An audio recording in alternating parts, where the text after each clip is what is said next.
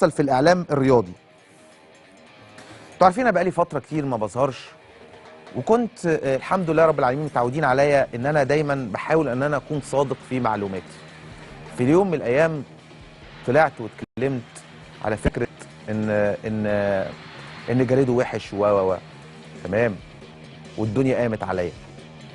في يوم من الايام مرغني دخل وقال ان هو يتمنى التوفيق للافريقي الشقيق. طبعا هو مستفز انه يعمل كده، بس قبل كده احمد حسام ميدو اللي هو النجم الكبير عمل كده 5 اما الاهلي اتغلب من المكسيك، فاكرين؟ في كاس العالم للانديه. كابتن شوبير ما علقش، ده نجم كبير. مرغني غلبان، لعيب كان بيلعب في الزمالك، والده كان ماسك سنترال النادي ومتربي من هو عنده 3 سنين. فاي حد بيحب الزمالك من اللعيبه او يكون بيشجع الزمالك وعايز الاهلي يخسر. ونفس القصه يعني كابتن شوبير نفسه لما بتشوفوه بره الهوا في ماتش اهلي مثلا بيلعب الزمالك بيروح عامل عايز الاهلي يكسب، وده طبيعي، ده كان كابتن النادي الاهلي. وانا نفس القصه، عايز الزمالك يكسب. واحنا كاعلاميين دورنا ان انا ما اجي اقول مثلا 1000 مبروك للنادي الاهلي وجمهوره، انا لا ابارك الا لجمهور الاهلي.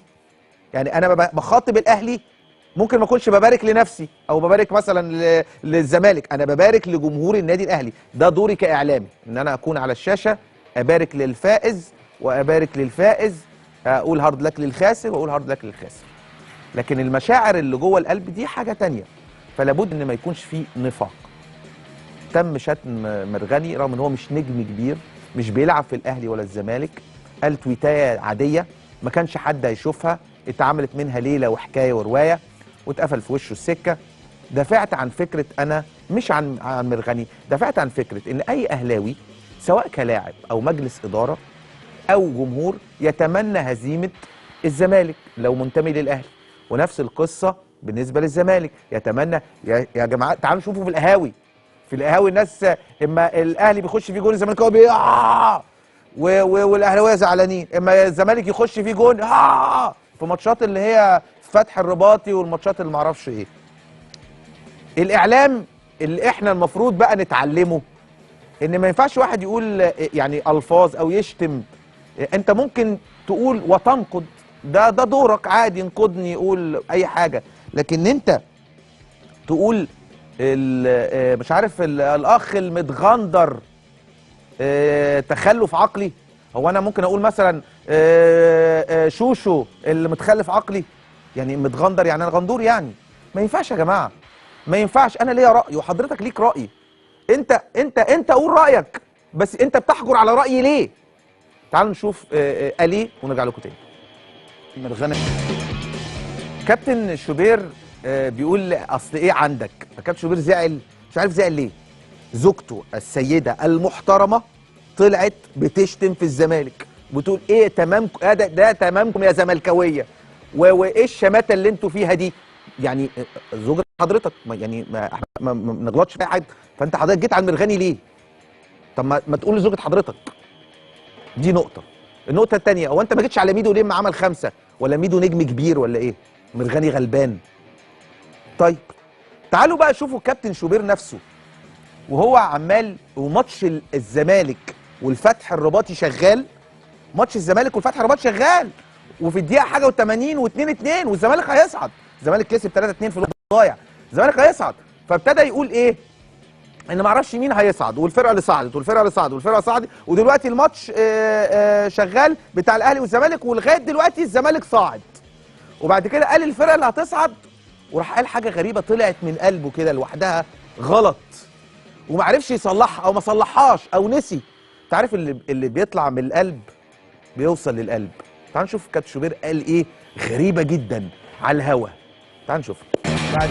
بعد اذنكم عيدوا لي الحته الاخيره دي، عيدوا لي الحته الاخيره. وبيقول وان شاء الله الفتح الرباطي المغربي، يعني عيدوا لي الحته الاخيره دي، وان شاء الله الفتح الرباطي المغربي. يعني الزمالك بيلعب والراجل عمال تقولوا لي النتيجه كام؟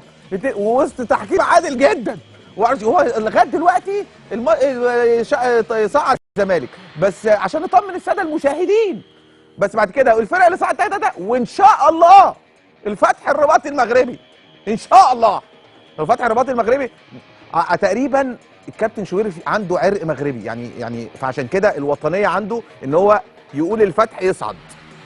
انت عايز تشوف الحته الاخيره دي عايز اسمع وان شاء الله الفتح الرباطي المغربي. يا ريت سمعوها لي. الايفواري وان شاء الله الفتح الرباطي المغربي. الفتح الرباطي ده كان بيلعب مع مين يا جماعه؟ مش كان بيلعب مع الزمالك وهو بيقول ان شاء الله الفتح الرباطي. فين الوطنيه بقى؟ يا عيني يا مرغني عليك.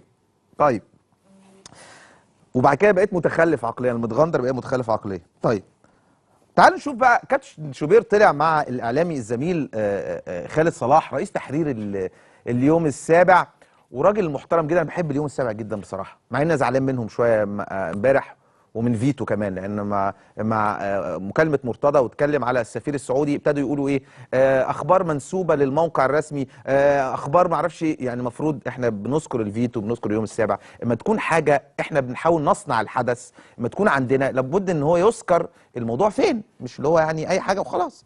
تمام.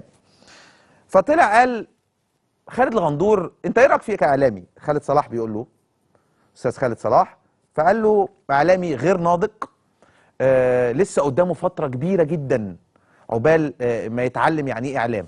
طبعا نحن نتعلم المهنية والاعلام من كابتن شوبير. طب تعالوا نشوف الكابتن شوبير اللي اختلف معايا في الوطنية ومش الوطنية ومرغني ومش مرغني، فبقيت مش ناضج، بقيت اعلامي نص كم، بقيت اعلامي اي كلام. تعالوا نشوف الكابتن شوبير من فترة كان بيقول عليا ايه.